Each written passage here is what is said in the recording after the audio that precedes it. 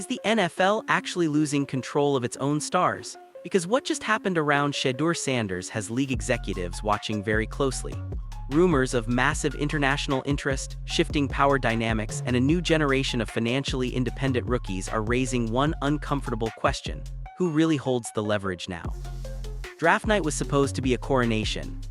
Instead, it turned into a conversation. When Shedeur Sanders heard his name called later than many expected, the debate exploded instantly. Analysts questioned his attitude. Commentators dissected his body language. Social media clipped every reaction frame by frame. Was it confidence? Was it entitlement? Or was it simply a young quarterback used to the spotlight? The narrative shifted in real time. Some scouts praised his arm talent and poise. Others raised eyebrows about the attention that followed him everywhere. The spotlight around him was never small, and in the NFL, attention can be both currency and controversy. That's where the story got complicated. For years, draft slides have carried subtext. When a highly visible prospect falls, fans start asking questions. Was it performance, interviews, character concerns? Sometimes those whispers are grounded in football evaluations. Other times, they grow louder online than they ever were inside team war rooms. In Shedeur's case, the conversation didn't feel quiet. Some fans believe the slide was about more than mechanics. They argue the league prefers prospects who blend in, not ones who already control their own narrative. That belief isn't confirmed fact, but it's a sentiment that gained traction across platforms the moment his draft stock dipped. And perception spreads fast in today's NFL.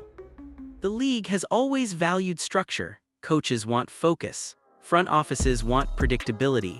Quarterbacks especially are expected to embody stability. When a player arrives with a massive following, brand deals, and headline energy, it challenges that traditional mold. Was the draft position purely football-based? Most executives would say yes.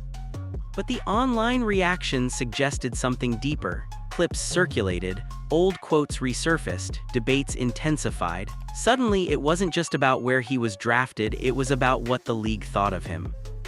And that's when the tone changed. Instead of shrinking from the moment, Shedeur appeared unfazed. No public meltdown, no dramatic response, just quiet confidence. That response or lack of visible frustration became part of the narrative itself. Some called it maturity. Others called it calculated. Either way, draft night did lower his visibility. It amplified it. Because in the modern NFL, falling in the draft doesn't end the story. Sometimes it starts a new one. And if you believe the chatter online, that night may have planted the seed for everything that followed. A subtle shift from proving doubters wrong on the field to redefining the power dynamic off it. Everything shifted the moment nil became reality. For decades, the NFL held the leverage over rookies. If you wanted financial security, you needed that draft slot, that signing bonus, that second contract. The league controlled the timeline and players fell in line because there weren't many alternatives. But this generation walked in different. Shedeur Sanders didn't enter the league hopping to build a brand. He arrived with one already built: national TV exposure, major endorsement relationships, a social media following most veterans would envy. Before he ever threw an NFL pass, he understood marketing meetings, sponsorship language, and audience analytics. That's not normal for a rookie quarterback. And that's where the power dynamic starts to change. NIL didn't just put money in college athletes' pockets. It taught them how to operate like businesses. They learned negotiation. They learned image control. They learned how to monetize attention. By the time they reach draft night, they're not just prospects hopping to make a roster. They're assets with existing value. That reality forces a quiet adjustment inside NFL buildings. Because traditionally, rookies were expected to earn everything from scratch: respect, financial stability, influence. It was a climb. Veterans had paid their dues, coaches held authority, teams dictated structure. Now imagine a rookie walking into that environment already financially secure. He's not chasing a check to survive. He's not terrified of fines. He's not dependent on year-one guarantees to change his life. That changes posture. It changes confidence. It changes negotiation tone. Some fans believe that can create friction, not necessarily open conflict, but tension in expectations. When a rookie carries himself like a CEO, it disrupts the old blueprint. And this isn't just about Shedeur. This is about a generation that doesn't view the NFL as the only gateway to wealth. For older executives, the league was the dream and the reward. For younger players, it's one pillar in a broader portfolio. That mindset can feel threatening to a system built on centralized control. Because leverage used to be simple, perform or risk your financial future. Now, the financial future may already be secured before the first snap.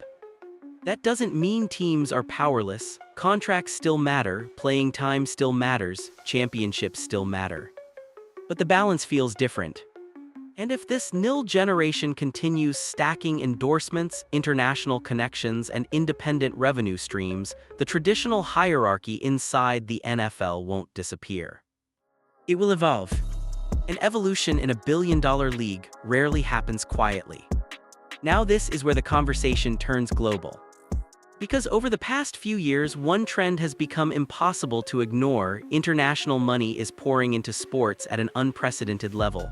Golf, soccer, boxing, entire leagues have shifted because overseas investment decided to enter the arena. And naturally, fans began asking the next question. What about football? The Saudi Public Investment Fund has already reshaped other sports through aggressive expansion strategies. That's documented. Billions committed, global ambassadors signed, entire competitive landscapes altered. So when rumors started circulating online that international investors were exploring deeper involvement in American football, speculation spread fast. To be clear, there is no publicly verified $50 million deal involving Shedeur Sanders and any Middle Eastern fund. But that hasn't stopped the discussion. Because the idea itself is powerful. Reports have suggested that global markets are highly interested in expanding American football's footprint beyond the United States. The NFL has already hosted international games in London and Germany. Conversations about future expansion into new regions have been ongoing for years. Now imagine this scenario purely hypothetical. Instead of negotiating exclusively through the National Football League office, an international entity approaches an individual player directly. Not the league, not the owners, the athlete. If structured within endorsement guidelines and outside salary cap regulations, that kind of agreement wouldn't necessarily violate league rules. It wouldn't count toward team payroll. It wouldn't touch contract guarantees. That's where fans believe the tension would begin. Because historically, the NFL has controlled international partnerships at the league level, sponsorship alignment, broadcasting rights, market expansion, centralized structure. But if a player independently becomes the face of American football in a foreign market, separate from league negotiations, that shifts leverage. Again, there is no confirmed evidence this exact scenario has unfolded at the level social media claims. However, the broader concept is realistic. Global investors see athletes as brands, not just roster spots. And modern quarterbacks, especially those with built-in audiences, carry enormous marketing value abroad. If even one player successfully capitalized on that independently, agents across the league would study the blueprint immediately. Because once a pathway exists, it doesn't stay secret for long. And that's the part that would make owners uncomfortable. Not necessarily the money itself, but the independence it represents. Here, where this stops being about one quarterback and starts being about power. Because NFL owners don't panic over headlines, they panic over leverage. The entire structure of the National Football League is built on controlled economics. The salary cap, revenue sharing, collective bargaining agreements. Every dollar that flows through the league is tracked, negotiated, and structured to protect competitive balance. That control is the foundation. Now imagine a scenario, even a theoretical one, where star players begin earning NFL-level money outside that structure, not through team contracts, not through cap space, but through independent global partnerships. That doesn't violate the cap. It doesn't trigger league redistribution. It doesn't strengthen small market parity. It bypasses the system. And that's where eyebrows would rise. Because the cap is one of ownership's greatest tools, it limits roster building, It forces difficult decisions. It keeps even the biggest stars financially tethered to team negotiations. When a player needs that second contract, the franchise holds significant leverage. But if outside revenue becomes substantial enough, that leverage softens. Fines feel smaller. Holdouts become less financially risky. Negotiation pressure loses some bite. That doesn't mean players suddenly run the league. Contracts still matter. Playing time still matters, but the psychological balance shifts. Now layer in global markets.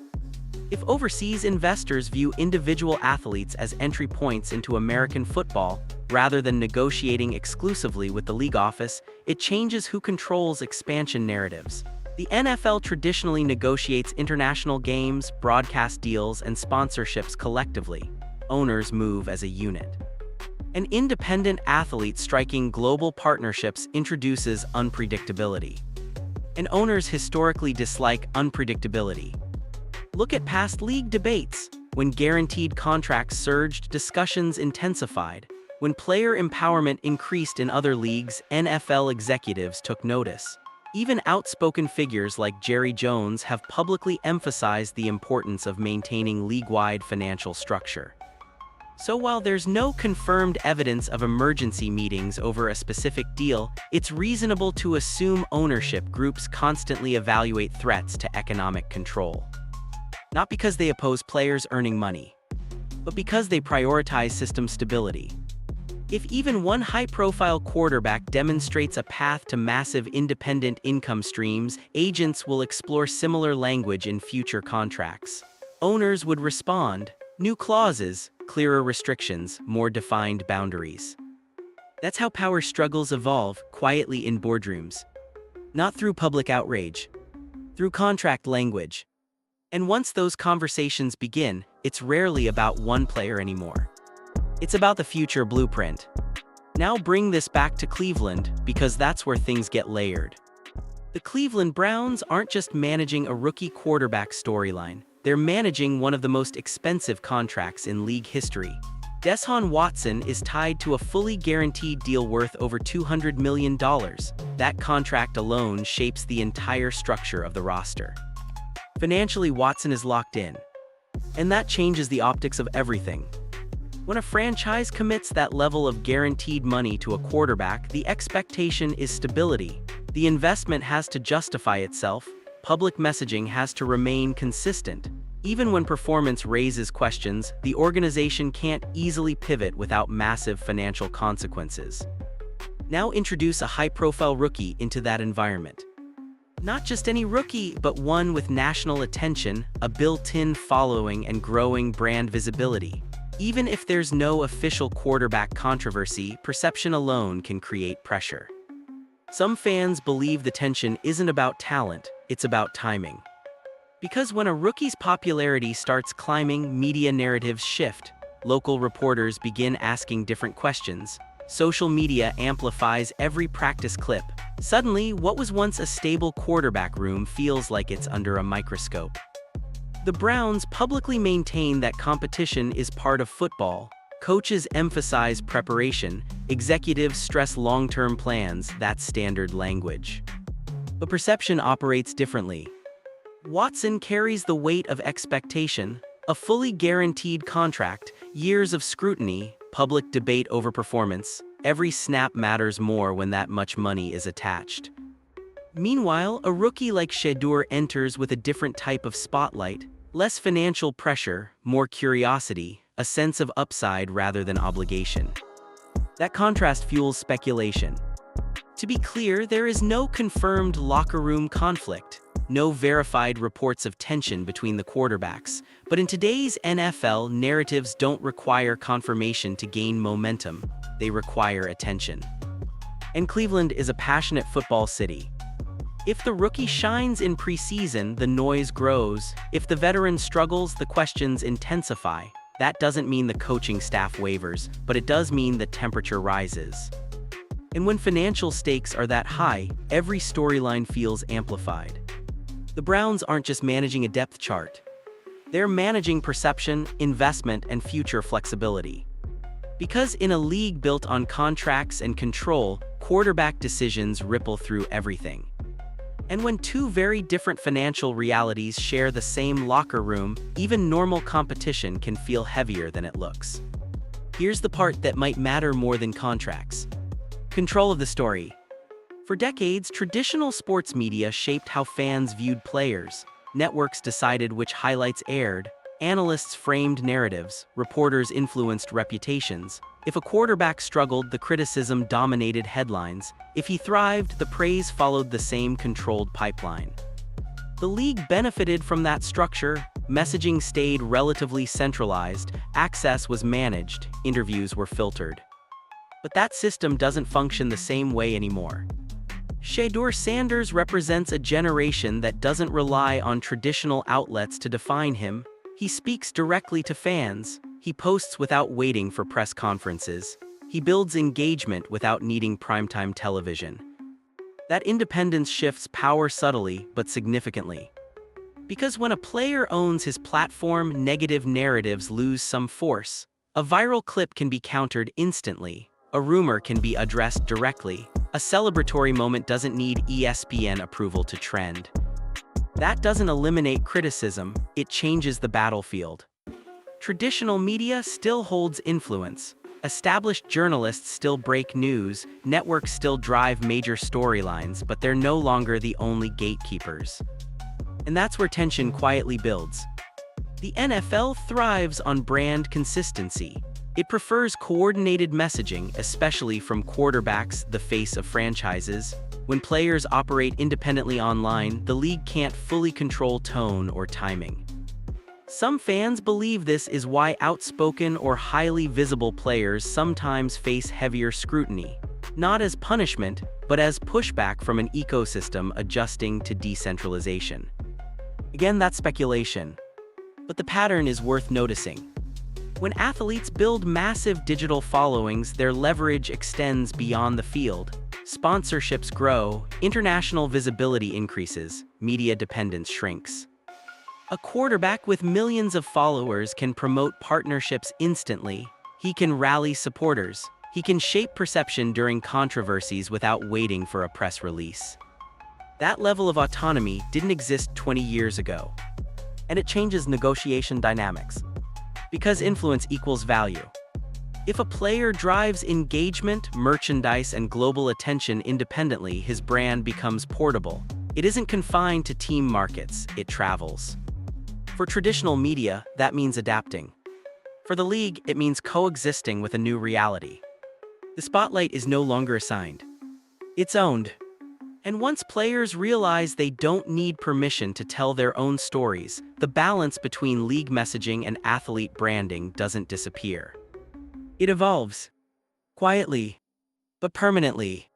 Now step back for a second. Because this might not be about one quarterback, one rumor, or one offseason headline. It might be about what comes next. If even part of the speculation around independent international interest is accurate, not necessarily a specific number, not necessarily a confirmed deal, but genuine outside appetite for individual NFL stars, then the blueprint starts forming. And once a blueprint exists, the league doesn't get to pretend it doesn't. Younger players are watching closely. Agents are studying contract language more carefully than ever. Marketing teams are exploring overseas markets that don't require league-level negotiations to spark interest. That doesn't mean rules are being broken. It means creativity is expanding. Because modern athletes don't think locally anymore. They think globally. The NFL has worked hard to grow the game internationally. Games in London, expansion discussions in Europe, long-term international strategies that take years of coordination. That's the official path. But what happens if individual players accelerate that timeline on their own? What happens if a quarterback builds a fan base overseas before the league plants its flag there? That's where the future feels different. This isn't rebellion, it's evolution. The nil era created financially aware athletes. Social media created portable brands. Global investors created new opportunities. Combine those three forces and you get a player who doesn't view the NFL as the sole gatekeeper of his earning power. If that model proves sustainable, even partially, it changes how future prospects prepare for the draft. It changes how contracts are structured. It changes how teams evaluate personality and brand presence. Because suddenly, influence becomes part of the scouting report. Not officially, but practically. And here's the key point: none of this guarantees success on the field. Football still decides legacies, championships still matter, performance still separates hype from reality. But business leverage, that's a different arena. If a player can build wealth independent of snap counts, roster status, or contract renegotiations, the traditional pressure points soften. Owners adjust, agents adapt, media recalibrates. That's how leagues evolve. Not through one explosive moment, but through gradual shifts in power. So the real question is whether this particular rumor is 100% accurate. The real question is this: are we watching the early stages of a new era where NFL players don't just play in the system? They operate alongside it. So what does all of this really come down to? Control versus evolution. For decades, the National Football League perfected a system built on centralized power. Revenue flows through the league, contracts flow through teams, international expansion flows through ownership approval. It's structured, calculated, predictable. That structure built a billion-dollar empire. But empires don't stay static. The nil era reshaped how young athletes think about money. Social media reshaped how they think about influence.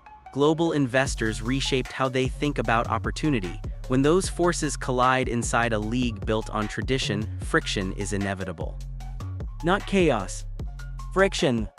Shedeur Sanders may or may not be the first player to fully capitalize on this new reality, depending on which reports you believe. There's no confirmed $50 million international contract publicly verified. There's no official statement declaring a power struggle. But the conversation itself tells you something. Fans are asking whether players can outgrow the system that once defined them. Analysts are debating whether brand leverage now rivals contract leverage. Owners, quietly, are always evaluating where control begins and where it could weaken. That doesn't mean the league is losing authority. It means authority is being tested by evolution. Because the NFL still controls the field, it controls the schedule, it controls the salary cap, championships are still won within its structure. No endorsement deal replaces performance under stadium lights. But off the field, the edges are shifting. When a quarterback can build global visibility independent of team approval, the balance changes slightly. When rookies enter the league financially stable, negotiation tone changes slightly. When athletes speak directly to millions without media filters, narrative control changes slightly. None of those shifts topple the league. But together, they redefine it. And that's the uncomfortable truth at the center of this story. Not rebellion, not revenge, not secret meetings in panic mode. Evolution. The NFL doesn't disappear because players gain leverage. It adapts. It rewrites clauses. It refines policies. It protects its structure the way powerful organizations always do. The real question is whether the next generation of stars will accept the old blueprint or continue building parallel ones. Because once players realize they can operate as brands, businesses, and global ambassadors while still competing at the highest level, control no longer belongs to one side alone. It becomes shared. And shared power is always more complicated than absolute control.